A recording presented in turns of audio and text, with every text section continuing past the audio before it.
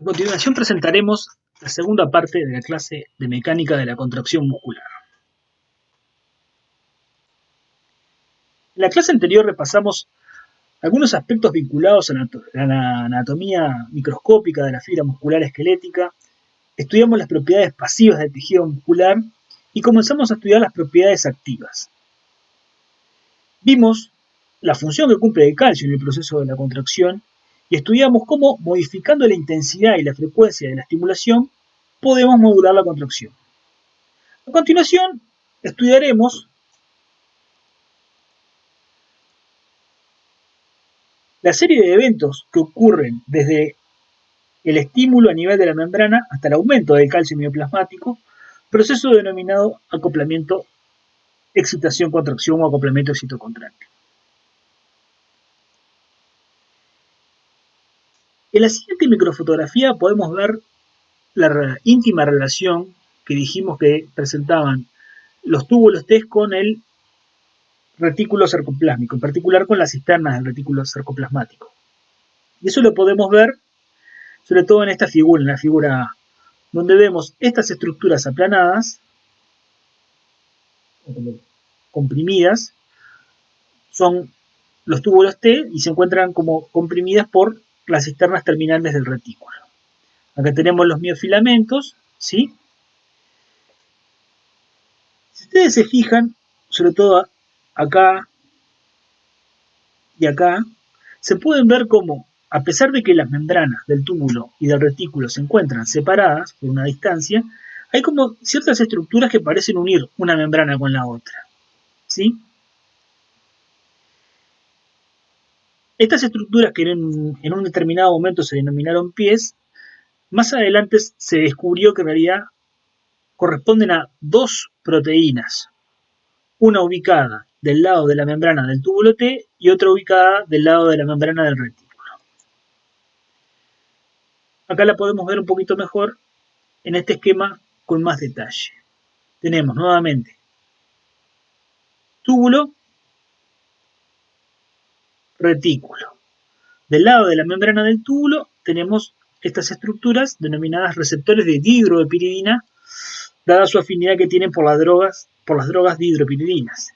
Y del lado de la membrana del retículo, ¿sí?, los receptores de rianodina, que se llaman así también por la afinidad que tienen con la droga rianodina. En el músculo esquelético, estos dos receptores interactúan entre sí.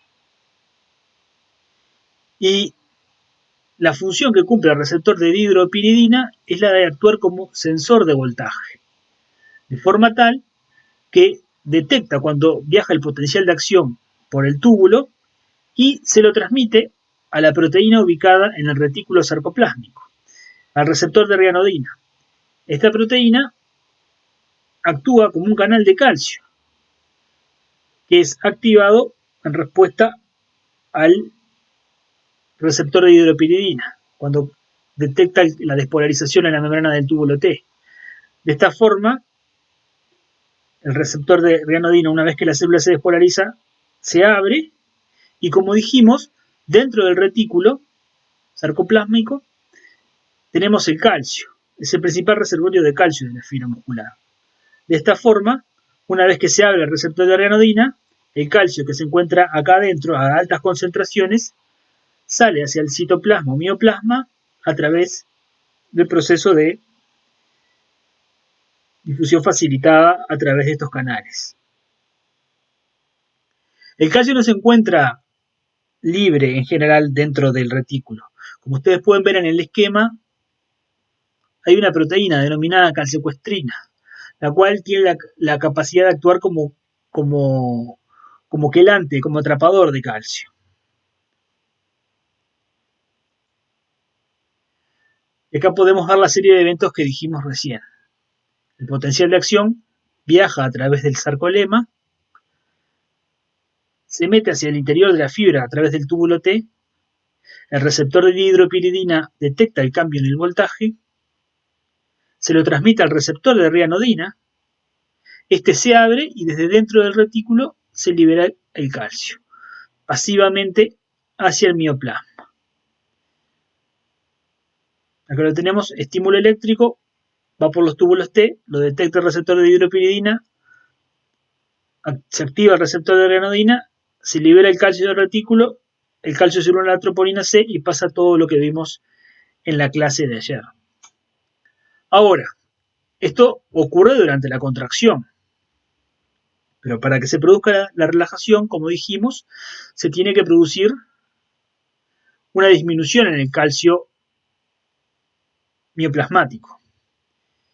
Y bueno, ese calcio tiene que volver, el calcio puede ir básicamente a dos lugares.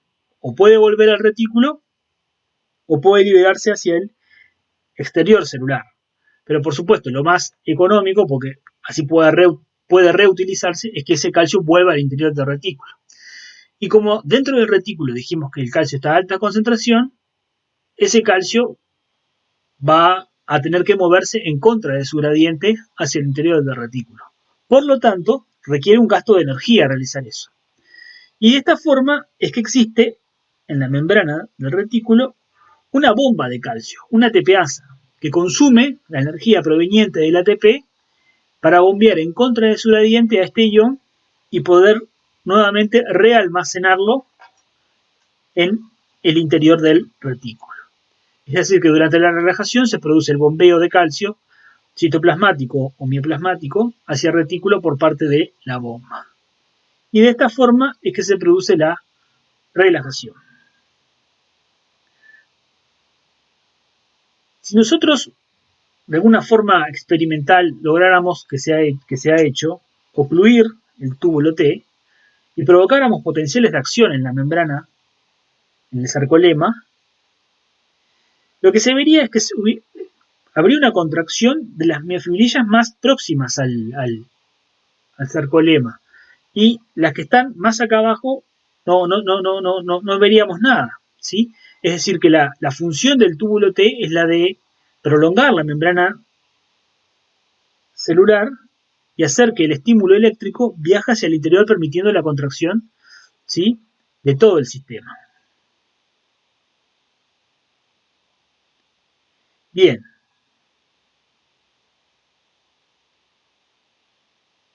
Entonces, lo que vamos a hacer a continuación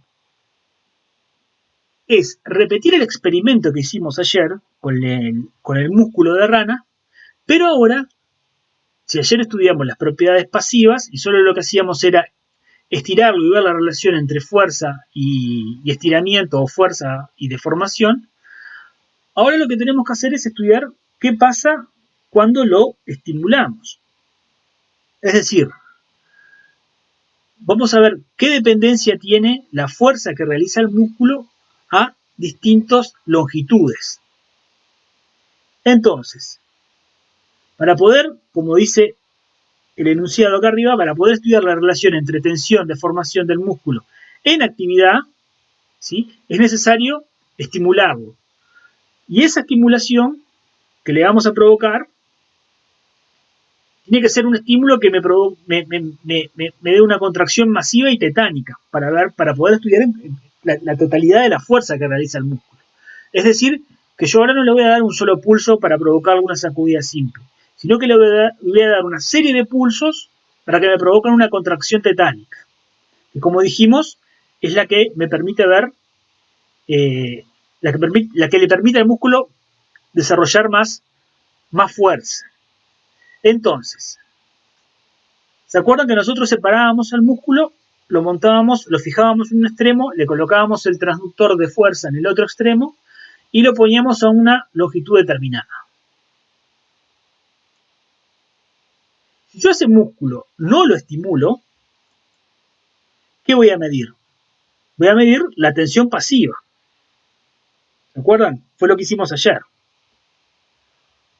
Ahora, pero yo una vez que lo voy estirando y comienzo a estimularlo, durante la estimulación voy a medir la tensión del músculo en actividad, la tensión activa.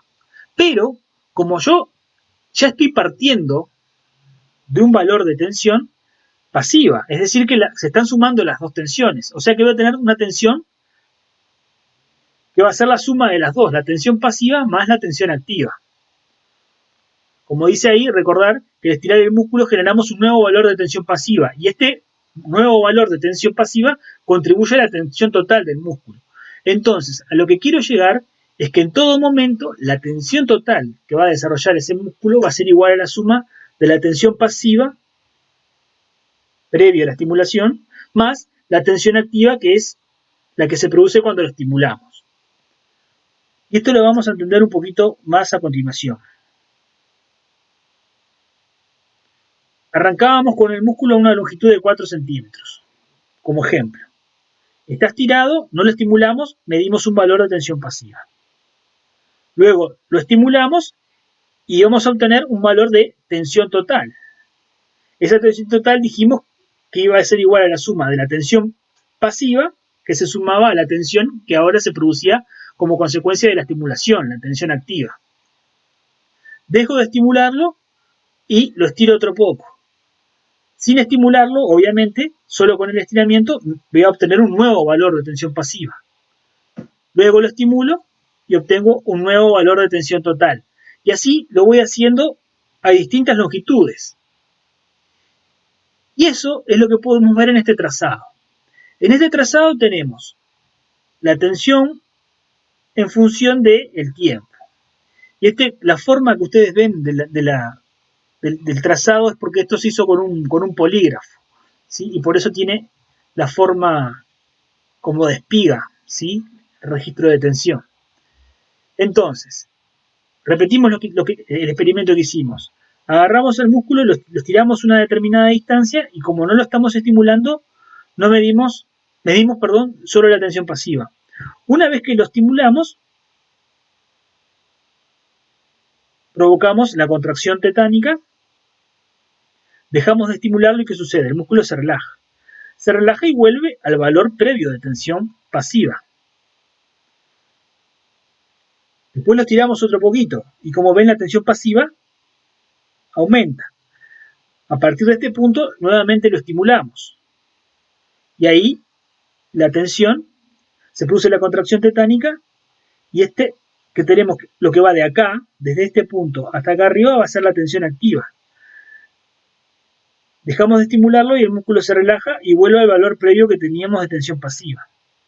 ¿Sí? Recordar, tensión pasiva, lo que va desde acá hasta acá es la tensión activa y lo que va desde acá hasta la línea de base es la tensión total, la suma de la tensión pasiva más la tensión activa. Acá nuevamente lo estiramos otro poco, tenemos un nuevo valor de tensión pasiva, lo estimulamos,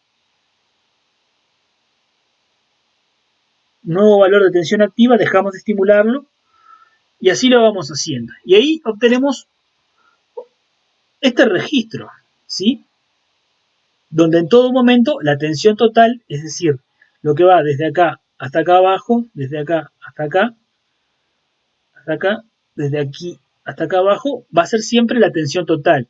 Y siempre va a ser igual al valor de tensión pasiva, para este caso es este, más el valor de tensión activa, que para este caso es lo que va, de acá hasta acá.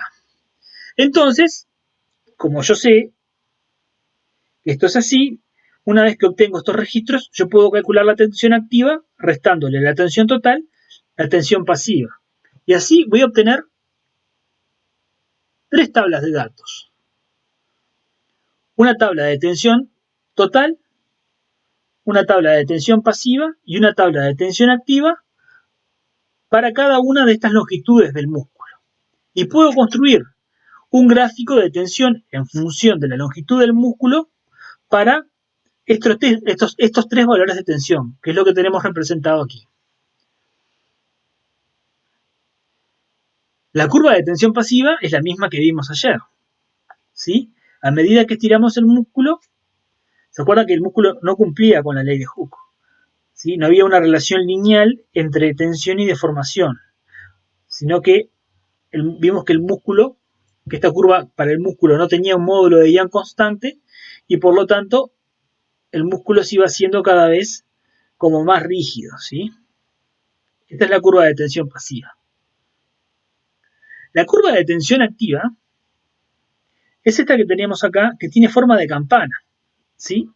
a medida que estiramos el músculo, la tensión aumenta. Llega a un valor máximo, pero a partir de ese valor, a medida que lo vamos estirando aún más, la tensión comienza a caer, ¿sí? Y bueno, por supuesto, dijimos que la tensión total es la suma de la tensión pasiva más la tensión activa. Podemos ver que para longitudes bajas, ¿sí? La curva de tensión total sigue la curva de tensión activa. Pero a medida que estiramos más el músculo, la curva de tensión total comienza a desprenderse de la curva de tensión activa, ¿sí? Y comienza a aproximarse a la curva de tensión pasiva.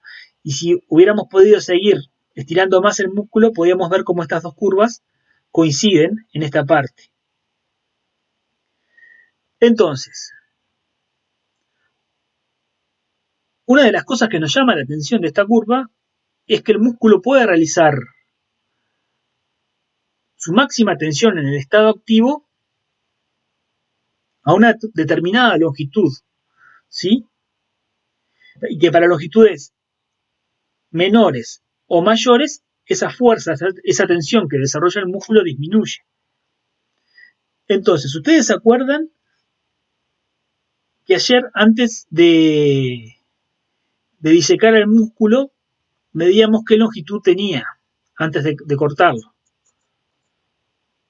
Acá tengo la figura. Antes de cortarlo, medimos su longitud y era aproximadamente 5 centímetros. Como ustedes pueden ver, aproximadamente a 5 centímetros, el músculo desarrolla su máxima tensión activa. Eso quiere decir que ya a la longitud en la que se encuentra el músculo inserto en sus inserciones, inserto en su lugar, a su longitud fisiológica normal, es la longitud la que prácticamente puede desarrollar mayor tensión activa. Entonces, ¿con qué está relacionado esto? Si nos podemos pensar.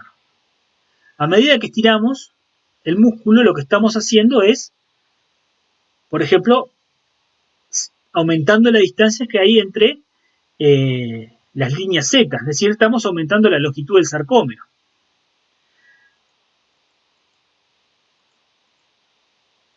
Entonces, ese desarrollo de fuerza por parte del músculo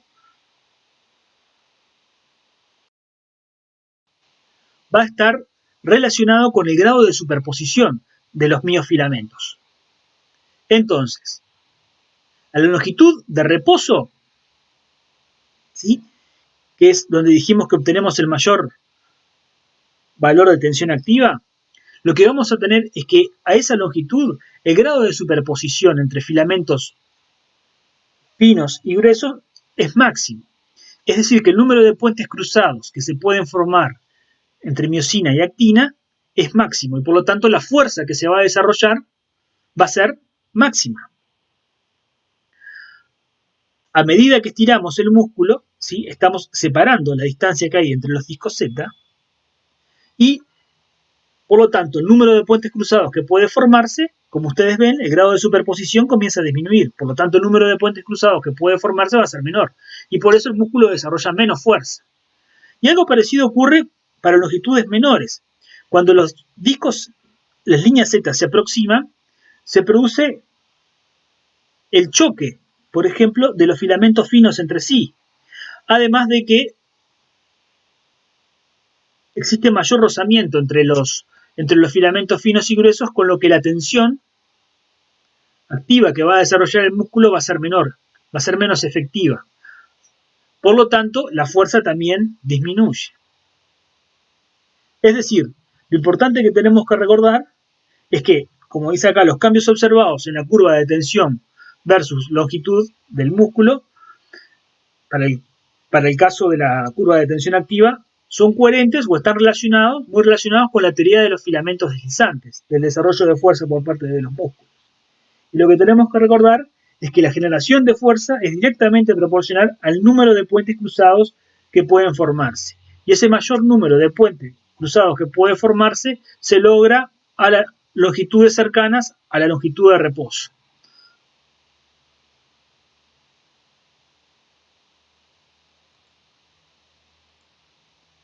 Bien, a continuación vamos a comentar un poco los tipos de contracción muscular que podemos tener. Entonces, lo que vamos a ir haciendo es describiendo el dispositivo experimental y después lo que vamos a hacer es comentar los cambios que se producen en la fuerza, en la curva de tensión versus longitud, ¿sí? Para en este caso, a nuestro músculo lo que hicimos fue fijarlo en los dos extremos, ¿sí? Si yo lo fijo en los dos extremos y lo estimulo, le provoco una contracción tetánica máxima, este músculo va a desarrollar fuerza, pero al estar fijo en los dos extremos, se va a cortar. No, no se va a cortar. Es decir, va a desarrollar fuerza sin sufrir cambios en su longitud. Entonces, esto recuerden que en el eje de las Y va la tensión o fuerza y acá en el de las X va la deformación o longitud. Por lo tanto, en este caso, el movimiento que vamos a tener en la curva va a ser en esta dirección. El músculo aumenta su fuerza, ¿sí?, sin sufrir cambios en su longitud. Por lo tanto, estamos en presencia de una contracción isométrica. La tensión aumenta sin modificarse la longitud del músculo. Ahora, ¿qué ocurre si yo lo fijo en un extremo al músculo? ¿Sí? Y bueno, y dejo libre el tendón del otro lado. Al estimularlo, el músculo se va a cortar. Y se va a cortar, bueno, primero porque no está fijo del otro lado, pero a su vez, la fuerza que va a desarrollar va a ser constante. Va a ser constante porque,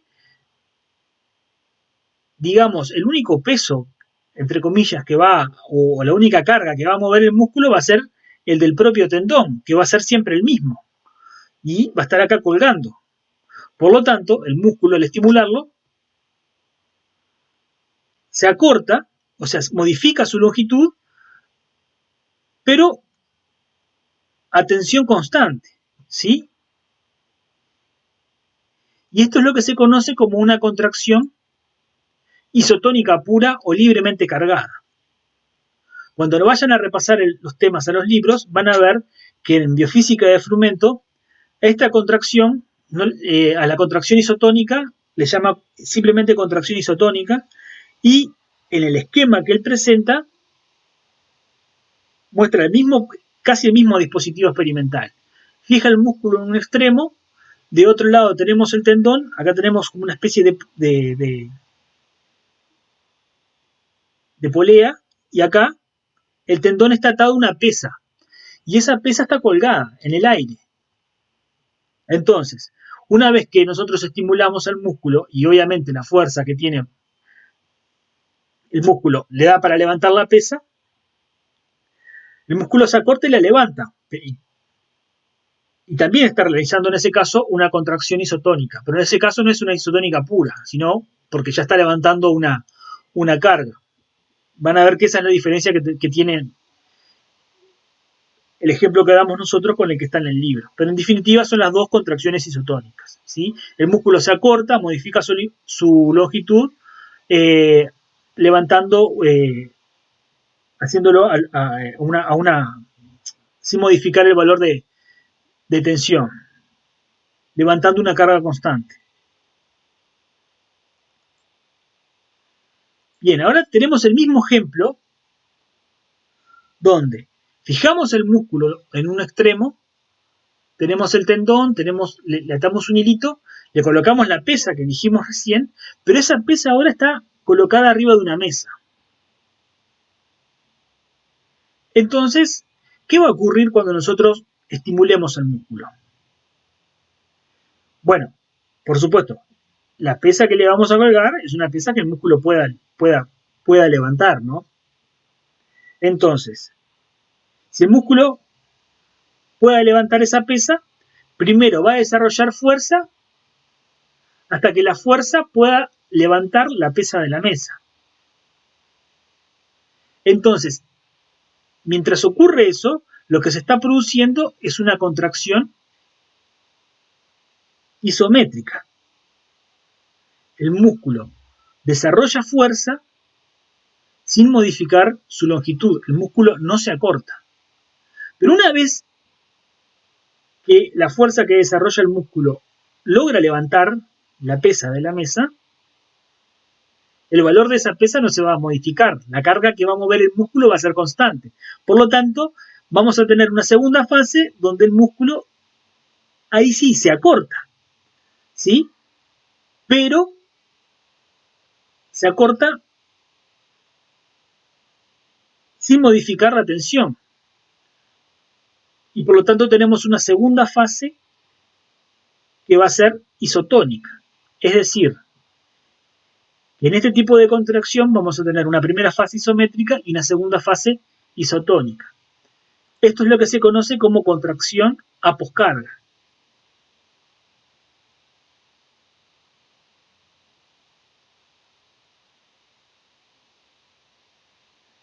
Por supuesto, si nosotros, después de repetir el experimento, le colocamos una pesa que el músculo no pueda levantar, ¿qué tipo de contracción vamos a tener? Y vamos a tener una contracción isométrica. El músculo va a desarrollar fuerza, pero como no puede levantar la pesa, vamos a tener una contracción como la que vimos al principio. Bien. Y por último, nos queda esta, que parece ser muy rebuscada, pero vamos a ver un poquito, a ver en qué consiste. Nosotros fijamos el músculo, como siempre, en un extremo, y en el otro extremo le colocamos al tendón un resorte. Y ese resorte está fijo a otro soporte. Entonces, ¿qué es lo que va a ocurrir? Estimulamos al músculo, y el músculo, por supuesto que el resorte, es como el mismo caso de la pesa que veíamos recién, el resorte que le vamos a colocar es un resorte que el músculo pueda estirar. Entonces, estimulamos al músculo y el músculo va a hacer fuerza. Va a desarrollar tensión y va a comenzar a estirar el resorte. Pero, como vimos, a medida que vamos estirando el resorte, ¿sí?, el músculo va haciendo más fuerza. Y se va acortando. Y a su vez se va acortando y va desarrollando más fuerza. Es decir, que en este tipo de contracción se van a modificar la longitud del músculo y la fuerza que desarrolla al mismo tiempo. Como podemos ver acá. No vamos a tener dos fases bien marcadas como veíamos en el ejemplo anterior, donde teníamos primero un cambio en la fuerza y después un cambio en la longitud. Acá varían las dos al mismo tiempo. Longitud y tensión. El músculo se acorta y a su vez la tensión que desarrolla va en aumento. Esto es lo que se conoce como contracción ausotónica. Y ustedes dirán, bueno, pero qué ejemplo más rebuscado para un tipo de contracción. Y bueno, aunque les parezca mentira, este tipo de contracción es el que vemos cuando se ponen en acción el efecto que tienen los músculos agonistas y antagonistas. Para el ejemplo que vamos a mostrarles, bueno, tenemos húmero, radio, ¿sí? Tenemos brazo, el antebrazo, y tenemos el músculo bíceps y el tríceps. El bíceps, como ustedes ya deben de saber, es el que flexiona el antebrazo sobre el brazo. Y el músculo, para este caso antagonista, vamos a decirle, es el tríceps, que es el que lo estira. Entonces, obviamente, yo para tener un efecto de uno de estos músculos, el otro tiene que estar relajado. Entonces, en este caso, si yo quiero flexionar el antebrazo sobre el brazo, voy a contraer el bíceps y el tríceps va a estar relajado. Y el tríceps, al estar relajado, es el que va a actuar como el resorte. Es decir, que cuando yo estoy flexionando el antebrazo sobre el brazo, estoy poniendo en juego un tipo de contracción ausotónica. para este caso, porque además de levantar la carga que estoy levantando acá, también estoy estirando un elemento que tiene propiedades elásticas, como es en este caso el músculo tríceps, ¿sí? Y ese es el efecto que tiene la activación de músculos agonistas con antagonistas. Cuando se pone en juego el agonista, pasivamente está cinchando, está tironeando al músculo antagonista, que estaría actuando como un resorte. Como les dije recién, en el libro de Biofísica de Frumento, esto está perfectamente explicado, lo pueden repasar de ahí, ¿sí? Los tipos de contracción. Y para la parte de acoplamiento excitocontráctil, recuerden, de músculo esquelético, está muy bueno el capítulo correspondiente de Fisiología Humana de Husey. Recuerden que ese capítulo habla de los 3 tipos de músculos, liso, cardíaco y esquelético.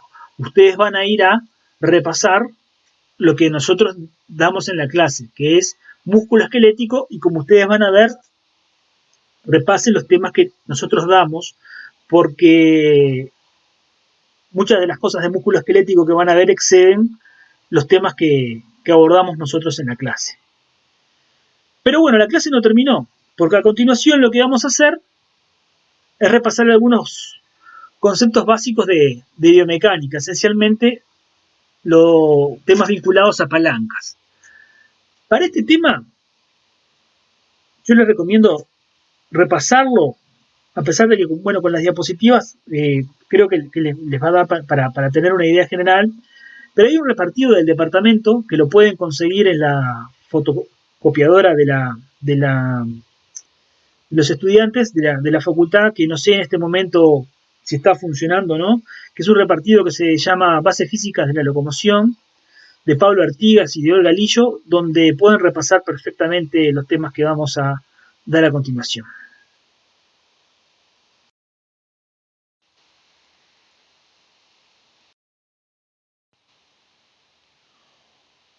Bueno, los músculos y los huesos van a actuar en conjunto para formar en el cuerpo humano distintos sistemas de palancas.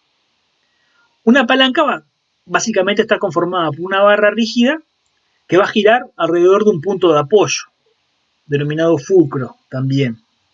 Y a esa barra rígida, lo que nosotros hacemos es aplicar una fuerza en un extremo para vencer una determinada resistencia. Es decir, una palanca va a estar formada básicamente por un punto de apoyo o fulcro, además de la barra rígida, obviamente, por un fulcro o punto de apoyo, por la potencia o fuerza y por la resistencia a vencer.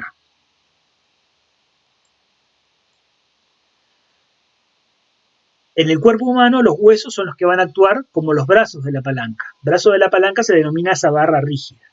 Las articulaciones van a ser el punto de apoyo.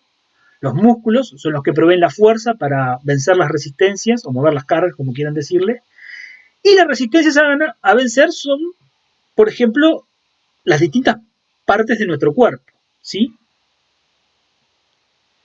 Entonces, dependiendo de cómo se reagrupen los elementos de una palanca, ¿sí? El orden en el que se encuentran el punto de apoyo, la fuerza y la resistencia, las palancas se pueden clasificar de distintas formas, y de acuerdo a eso también se puede ver si las palancas pueden dar lo que se conoce como ventaja de fuerza o ventaja de movimiento. Es decir, si una palanca sirve para vencer una gran resistencia y levantar un gran peso, o por el contrario, no pueden levantar un gran peso, pero permiten que una articulación tenga una gran amplitud de movimiento. Y por supuesto que no hay palancas que puedan dar las dos cosas a la vez. Entonces, como dijimos, las diferentes clases de palancas se identifican por la manera en que la articulación y los músculos se encuentran ligados al hueso. Entonces, ejemplo clásico, que recién lo discutimos para otra cosa, pero tenemos brazo, antebrazo. Para flexionar brazo sobre antebrazo tenemos que aplicar una fuerza. La fuerza la realiza el bíceps. La resistencia a vencer es el peso de la mano, ¿sí? Y la barra rígida la va a constituir el antebrazo. Se denomina brazo de la fuerza a la distancia perpendicular desde la línea de acción de la fuerza, ¿sí? Acá es donde aplicamos la fuerza, al fulcro o punto de apoyo. El punto de apoyo en este caso va a ser la articulación del codo, ¿sí? Acá lo tenemos representado al fulcro. Entonces, el brazo de la fuerza va a ser la distancia que va a ir de acá al punto donde se aplica la fuerza. Que en este caso va a ser esta distancia. Brazo de la resistencia se denomina la distancia perpendicular desde la línea de acción de la fuerza, la línea de acción de la resistencia, perdón, que va a ser esto que tenemos acá. Si la línea de acción de la resistencia es esto, perdón, el brazo de la resistencia es la distancia perpendicular, lo perpendicular a esto va a ser lo que va a ir de acá para acá. Es la distancia perpendicular desde la línea de acción de la resistencia al punto de apoyo. O sea que de acá hasta acá es el brazo de la resistencia. Y como ustedes pueden ver, en este ejemplo, el brazo de la resistencia es mayor que el brazo de la fuerza. Y como vamos a ver, eso tiene ciertas implicancias cuando un brazo es mayor que el otro. El brazo de la fuerza o el brazo de la resistencia. Se denomina ventaja mecánica la relación o el cociente que existe entre el brazo de la fuerza y el brazo de la resistencia. Es decir, que dependiendo de quién es mayor o menor, podemos ver si una palanca da o no ventaja mecánica. Y esta ventaja mecánica se utiliza para medir la eficiencia de una palanca. Cuando el brazo de la fuerza es igual al brazo de la resistencia, obviamente la ventaja mecánica me va a dar que es 1. Y entonces, ahí la función de esa palanca no va a ser ni de magnificar la fuerza ni la amplitud del movimiento. ¿Sí? Se dice que va a estar en equilibrio. Entonces, cuando el brazo de la fuerza es mayor al brazo de la resistencia, la ventaja mecánica es mayor a 1. La función entonces de esa palanca es de magnificar la fuerza, o como habitualmente se dice, es una palanca de fuerza. Cuando el brazo de la fuerza es menor al brazo de la resistencia, la ventaja mecánica va a ser menor a 1. Y en ese caso, la función de la palanca va a ser la de magnificar la velocidad del movimiento o darle mayor amplitud de movimiento a esa palanca. Decimos que las palancas operan con ventaja mecánica cuando el brazo de la fuerza está más lejos, es mayor que el brazo de la resistencia. Es decir, cuando la fuerza está más lejos del punto de apoyo que la carga. Y decimos que una palanca opera con desventaja mecánica cuando la fuerza se encuentra más cerca al punto de apoyo que a la carga, que fue el ejemplo que vimos para el caso del bíceps. Pero bueno, ahora vamos a ver más ejemplos de esto. Cuando tenemos que levantar el auto para cambiar la rueda, utilizamos un sistema de palancas, como es el gato. Y como ustedes ven, en este caso, el brazo de la resistencia, si comparamos con el brazo de la fuerza, es mucho menor. ¿Sí? Al ser el brazo de la fuerza mayor que el brazo de la resistencia, esto nos permite a nosotros, con la fuerza de nuestro cuerpo, levantar el auto. Es decir, esta es una palanca que actúa con ventaja mecánica. En cambio, cuando nosotros tenemos que levantar algo con una pala, si ustedes se fijan, tenemos acá la carga a vencer, acá está el punto de apoyo y acá está, el punto donde aplicamos la fuerza. El brazo de la resistencia es mayor al brazo de la fuerza y por lo tanto, en este caso, operamos con desventaja mecánica. La ventaja mecánica va a ser menor a 1. Y tenemos que, para vencer una resistencia moderada, tenemos que aplicar una gran fuerza. Entonces, como dijimos nosotros recién, se diferencian los distintos tipos de palanca de acuerdo a la posición que tengan: fuerza, fulcro y resistencia. Las palancas de primer género, ¿sí?, son aquellas donde la fuerza, miren acá, la fuerza es aplicada en un extremo y la resistencia o la carga a mover, se encuentra en el otro. Y entre los dos tenemos el punto de apoyo.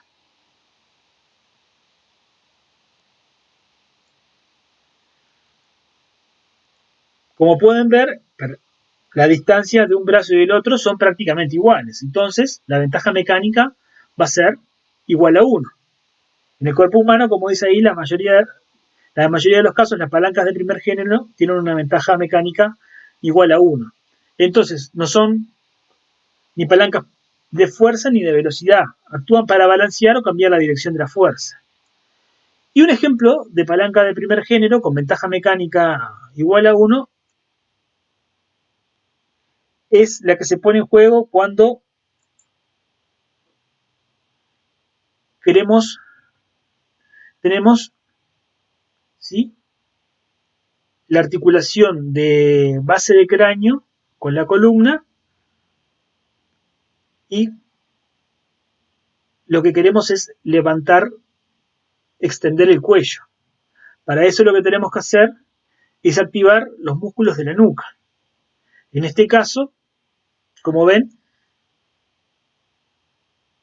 el punto de apoyo es la articulación de la base de cráneo, la fuerza la aplican los músculos de la nuca y la resistencia a vencer es el peso del propio macizo facial, que está acá de este otro lado. Entonces, como ustedes pueden ver, las distancias del brazo de la fuerza y del brazo de la resistencia prácticamente son iguales. Este es un ejemplo de palanca de primer género en el cuerpo humano. Una cosa que me olvidé de decirles es que también pueden encontrar a las palancas de primer género, además de decirles de primer género, como el punto de apoyo se encuentra entre la fuerza y la resistencia, también se les denomina interfijas. En las palancas de segundo género, la fuerza se aplica en un extremo, el punto de apoyo está en el otro extremo y la carga o resistencia a vencer se encuentra entre los dos.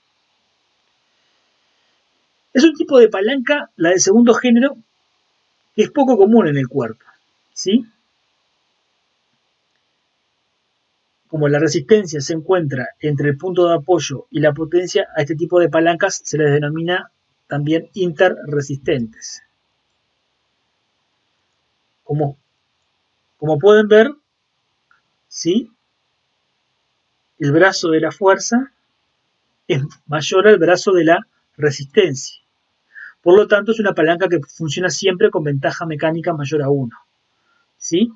Es decir, que va a proporcionar una gran fuerza, pero a su vez se va a perder amplitud de movimiento o velocidad. Y eso lo podemos ver con este ejemplo. Cuando nosotros nos paramos en punta de pie, para realizarlo, ponemos en juego la musculatura de la pantorrilla.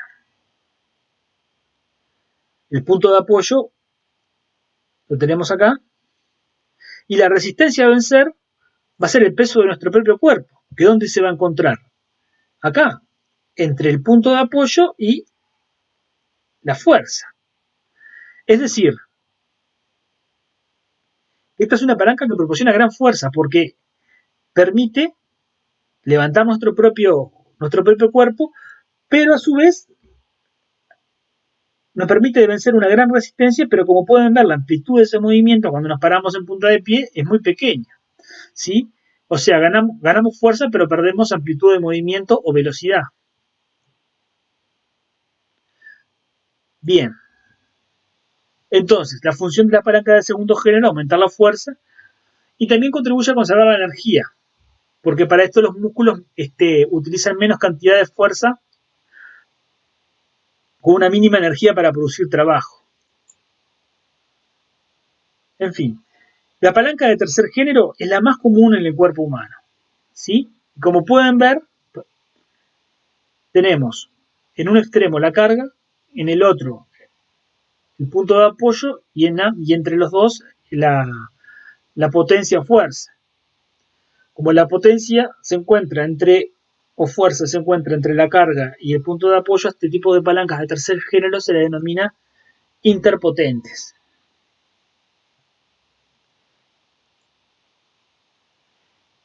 el ejemplo este que vimos recién es el ejemplo clásico de palanca de tercer género. El punto de apoyo, la articulación del codo, la fuerza la proporciona el músculo bíceps y la resistencia la proporciona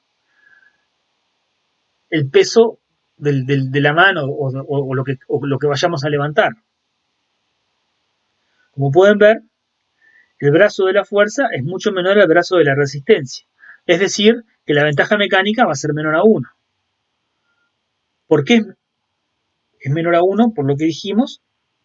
Y como ven, en este tipo de palancas, que es lo que ocurre en la mayor parte de las articulaciones, los músculos se insertan muy próximos, ¿sí?, a la articulación. Y por lo tanto, la ventaja mecánica en esos casos va a ser prácticamente siempre menor a 1. Es decir, que son palancas que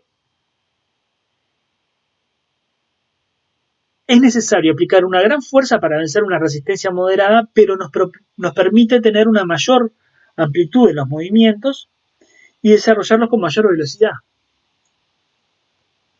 Si ustedes buscan, van a ver como este tipo la mayoría de las palancas en el aparato locomotor van a ser de tercer género en virtud de que los músculos de las potencias se insertan próximos a las articulaciones. Acá ocurre lo mismo cuando tenemos la rodilla, tenemos la tibia y acá tenemos el músculo, el cuádriceps, ¿sí? Para levantar la pierna, la resistencia está acá abajo. El brazo de la resistencia es mucho mayor que el brazo de la fuerza. Por lo tanto, es una palanca de tercer género. Cuando masticamos ocurre lo mismo. Acá tenemos la resistencia, acá tenemos la potencia y acá tenemos la articulación. El brazo de la fuerza va a seguir siendo más pequeño. Y bueno, la mayoría de los músculos se insertan cerca de las articulaciones, alrededor de las cuales va a ocurrir el movimiento. Esto nos permite tener movimientos rápidos con relativamente poco acortamiento del músculo. Pero, en virtud de eso, tenemos que aplicar, nos permite realizarlos con mayor velocidad, pero pero no nos permite vencer muchas resistencias. Bueno, como estuvimos viendo, las diferencias de los distintos elementos que conforman la palanca, fuerza, resistencia y punto de apoyo, ¿sí?, van a verse modificados de acuerdo a la función que tenga esa articulación y al rango de movimiento y a la carga que vayamos a levantar. Entonces, las que operan con desventaja mecánica, se pierde fuerza, pero se gana velocidad y amplitud en el movimiento. Mientras que las que operan con ventaja mecánica, ¿sí?, se utilizan cuando es necesario vencer una gran resistencia y a su vez, a pesar de que son más lentas, tienden a ser más estables. Y bueno, por acá terminamos la clase de hoy. Como les comentaba, la bibliografía para la parte de palancas, creo que con las diapositivas y alguna cosita más les va a dar. Recuerden el repartido de base física de la locomoción que les comenté recién. Y bueno, para la parte de músculo que estuvimos viendo, fisiología humana de Hussey y frumento. Frumento sobre todo fundamental para repasar los distintos tipos de contracción. Bueno, cualquier consulta que tengan sobre estos temas o sobre los temas que vimos antes de la primera autoevaluación, de los temas de excitabilidad y transporte, lo pueden realizar a través del grupo de Lefuna Escuela en Facebook o también me pueden hacer alguna consulta a través de la página de EVA, los que pueden acceder a EVA. Bueno, mucha suerte y nos estamos viendo. Gracias.